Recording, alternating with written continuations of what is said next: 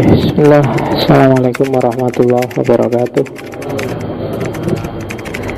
Bismillah. Malam ini kita ketemu dengan filosof Perancis lagi, filosof postmodern, Pierre Bourdieu.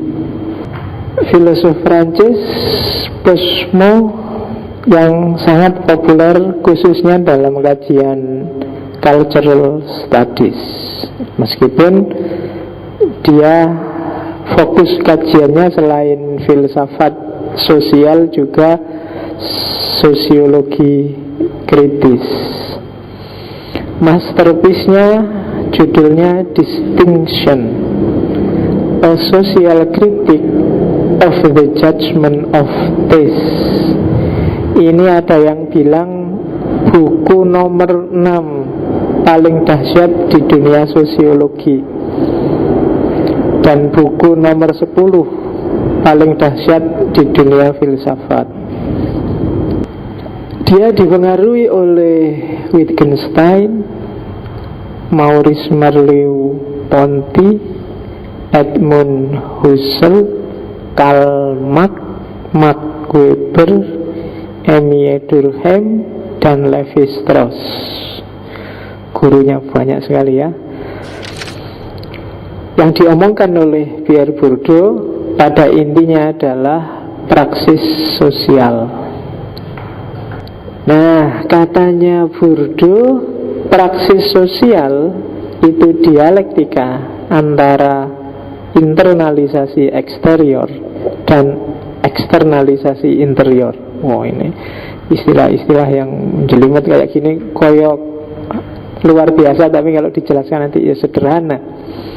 Internalisasi eksterior itu ketika seseorang menyerap, menginternalisasi dunia di sekelilingnya. Itu namanya internalisasi eksterior. Kalau eksternalisasi interior itu ketika seseorang mengungkapkan hasil pemahamannya, hasil resepsinya tadi, hasil serapannya, baik dalam perilaku, dalam perbuatan, dalam interaksi dengan orang lain. Itu namanya eksternalisasi interior. Dari luar diserap ke dalam, dari dalam diekspresikan keluar. Jadi istilahnya internalisasi eksterior dan eksternalisasi interior. Oke, jadi hidup kita sehari-hari itu isinya dua itu. Kamu serap ke dalam, kamu ekspresikan keluar. Ngaji hari ini kok dingin ya, itu kan kamu serap ke dalam. Terus kamu ekspresikan keluar. Dingin-dingin ini enaknya minum teh hangat. Nah, itu ekspresi keluar. Nah, apa sih yang membentuk dunia dalammu, yang tadi melakukan internalisasi dan eksternalisasi? Yang membentuk namanya habitus. Sementara dunia luar kita yang diinternalisasi dan jadi sasaran eksternalisasi itu namanya arena. Nanti dijelasin satu-satu apa habitus, apa arena. Jadi ini dialog selalu. Kita hidup dalam arena dan kita punya habitus. Kita menyerap dari luar, kita ekspresikan keluar. Nah, dialektika ini kenapa sih kok yang diserap sama, ekspresinya bisa beda-beda? Yang membedakan itu apa? Yang bisa bikin beda itu apa? Itu namanya kapital modal. Betul. Jadi kita punya habitus, kita hidup dalam arena. Yang kita lakukan dalam arena sesuai habitus kita itu ditentukan oleh modal yang kita miliki. Jadi kuncinya itu. Nanti kita lihat satu-satu ya. Habitus itu apa sih? Habitus itu nilai-nilai, mode-mode hidup. Habitus itu gaya-gaya ekspresi. Habitus itu benar salah, pantas nggak pantas, baik buruk, indah dan tidak indah, yang kita serap dari sekeliling kita. Jadi habitus inilah nanti yang jadi world view kita. Habitus inilah nanti yang jadi perspektif kacamata kita. Habitus inilah nanti yang jadi gaya hidup kita. Di ruangan ini, coba lihat, kan semuanya nggak pakai kopiah kan? Coba dicek rambutnya satu-satu. Beda-beda kan cara nyukuri. Meskipun jenis rambutnya sama, tapi gaya sisirannya aja bisa beda-beda. Kamu kalau belum sisiran kayak gitu merasa belum sreg. Itu contoh kecil jenis habitus. Dalam dirimu sudah terpola itu.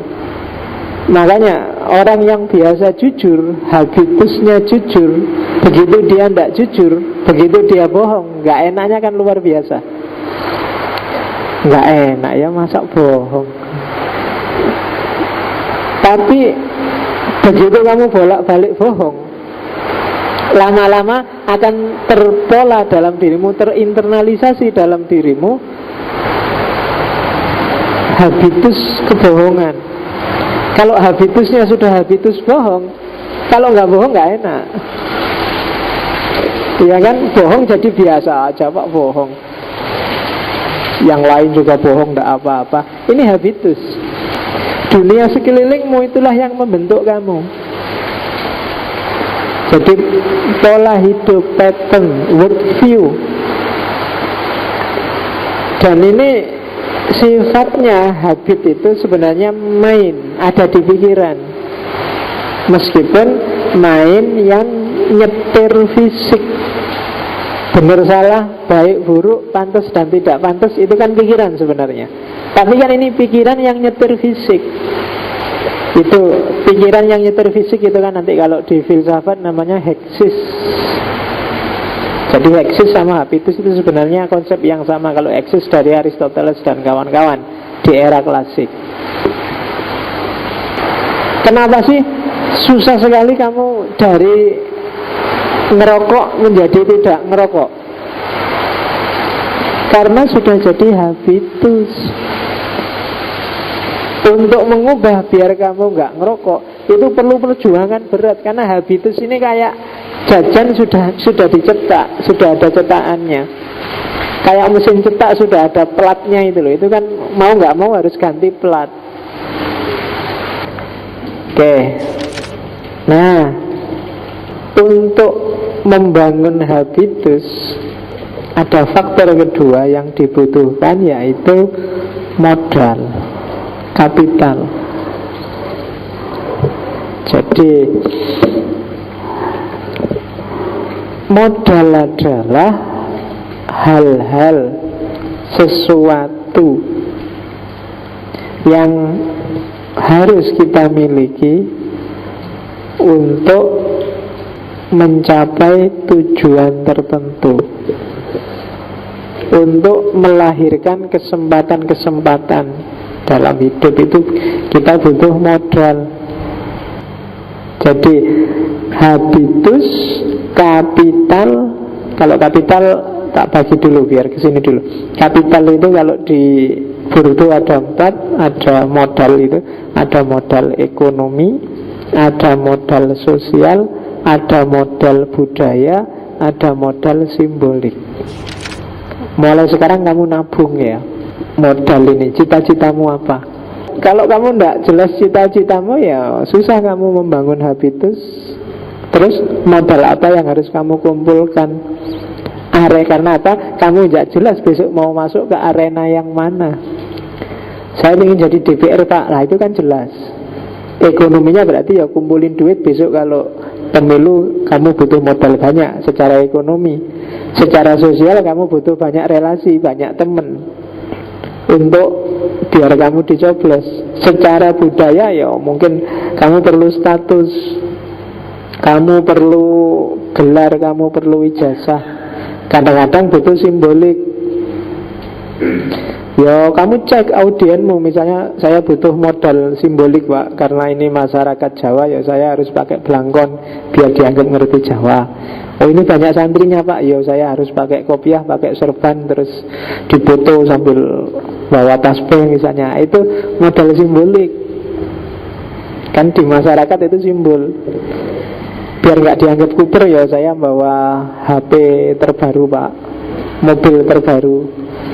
Karena saya nggak pernah kuliah ya, masyarakat kan butuh simbol gelar Pak, ya tak beli aja.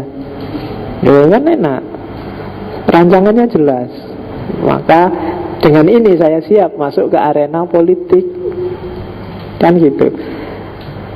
Ya itu tadi syaratnya, arenamu harus jelas dulu. Kalau nggak jelas arenanya ya susah. Arenamu besok apa?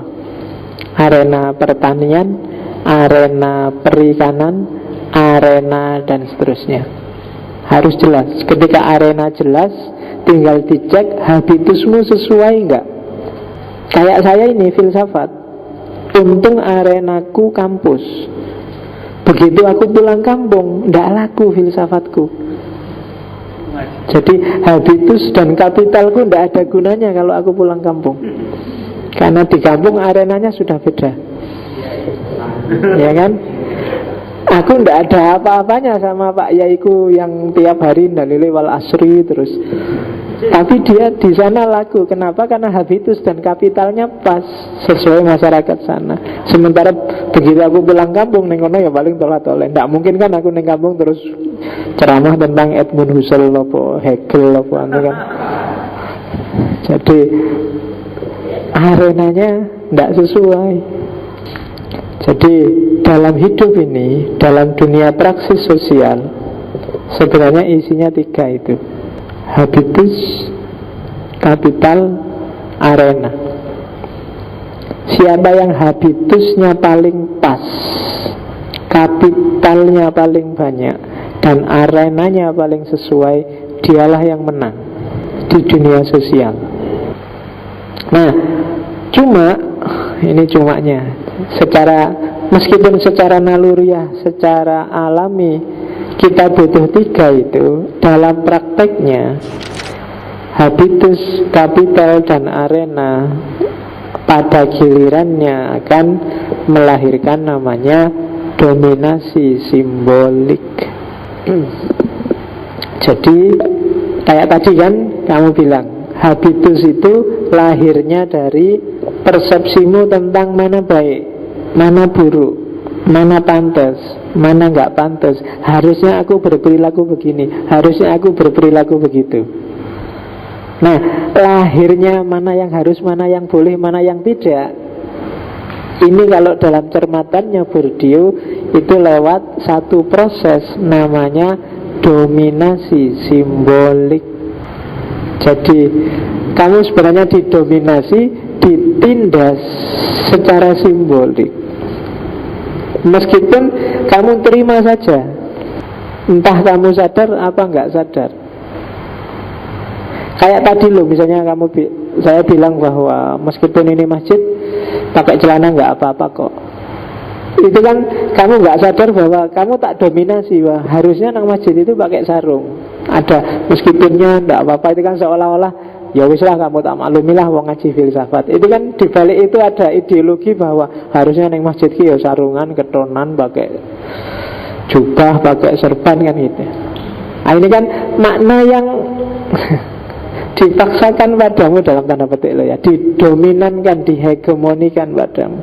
Dominasi di tengah masyarakat selalu begitu.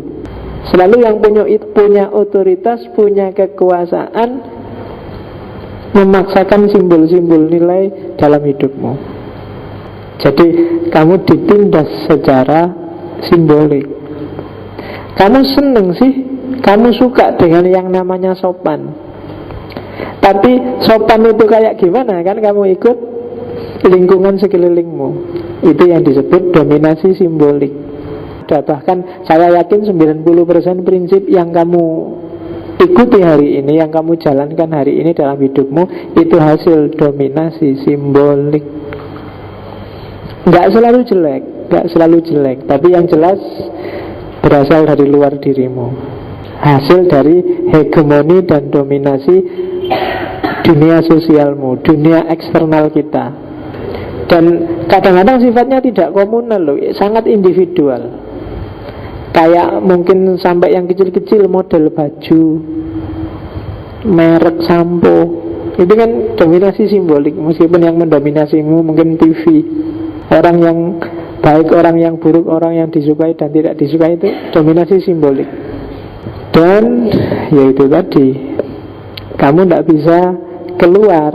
Karena kalau kamu keluar dari dominasi ini, terus kamu sering dianggap keluar dari tatanan. Nah, dominasi simbolik itu pada puncaknya melahirkan doksa.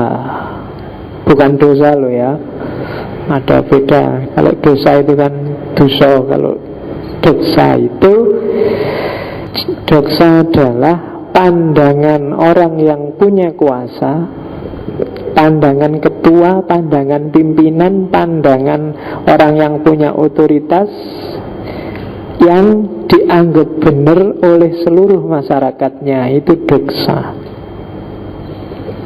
Contoh doksa hari ini itu misalnya kerja Jokowi, ya kan, pokoknya nggak usah mikir macam-macam, kita saatnya kerja.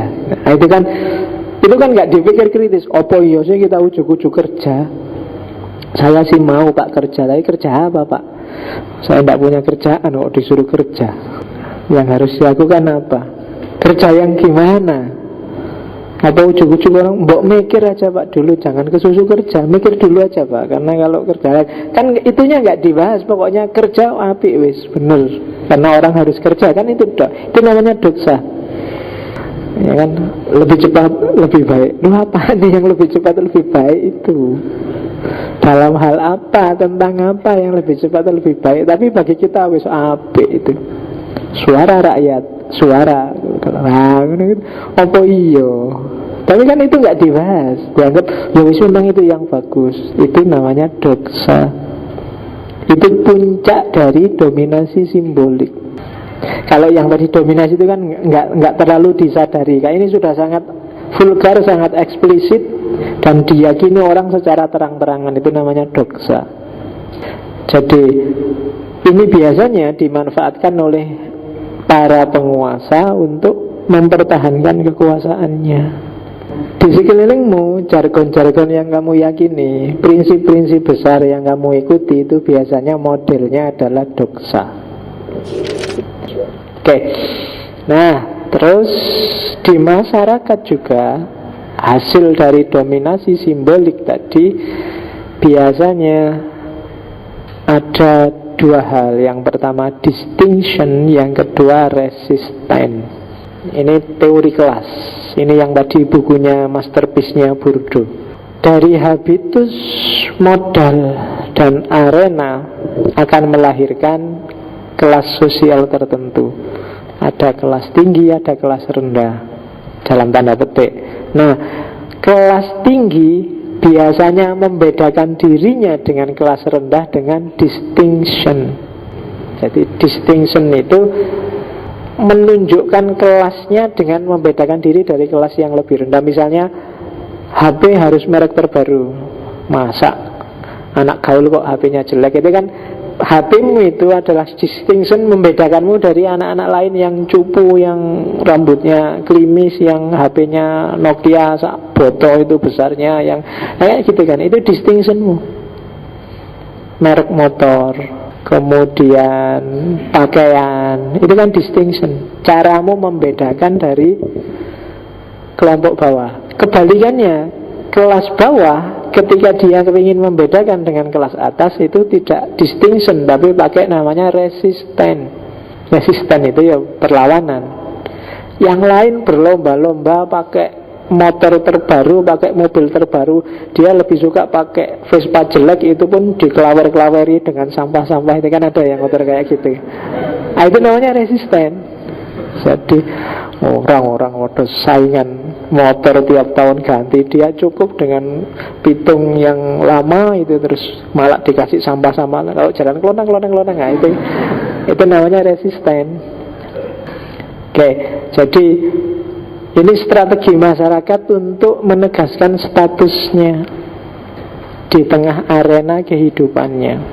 Ya, distingsi dan resistensi itu ya sesuai karakternya sendiri-sendiri, sesuai gayanya masing-masing, membedakan diri di tengah masyarakatnya. Itu kan kamu, kalau aku ndak kayak gini. Itu kalau yang ngomong gini orang kelas tinggi biasanya disebut distingsi. Kalau yang ngomong gini orang kelas rendah disebut resistensi. Orang kelas rendah itu berarti orang yang di luar mainstream, orang yang didominasi secara simbolik. Sementara yang mendominasi itu yang distingsi. Jadi bedanya di situ. Yang satu punya kuasa makna, yang satu dikuasai. Karena dia dikuasai maka dia melawan. Lahirlah resistensi. Oke, itu distinction. Ini nanti ada bukunya khusus kalau di Bourdieu.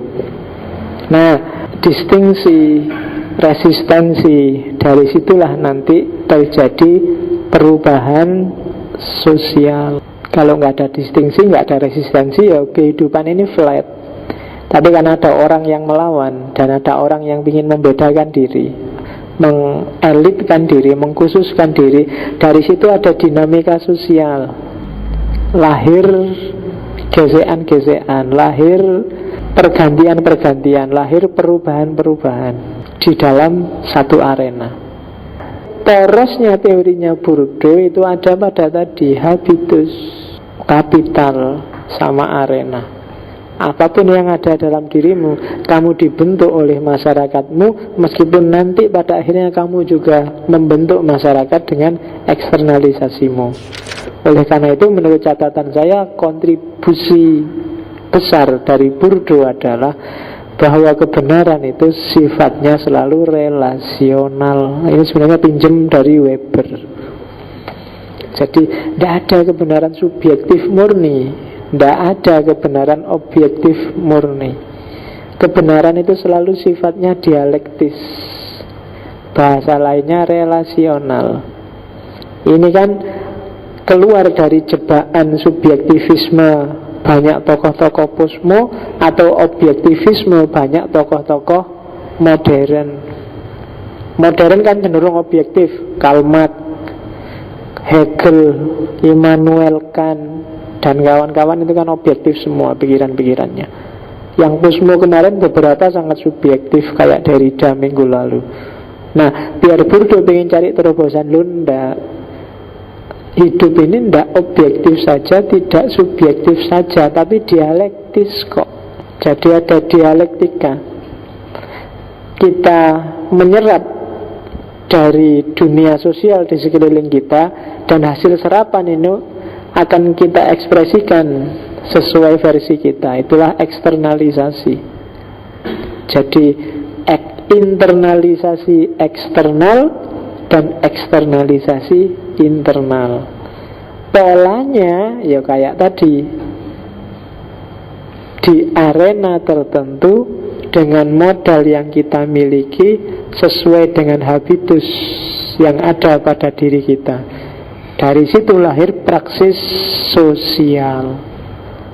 Dan itulah terus kita sebagai manusia postmodern. Alhamdulillah, saya kira sudah ya.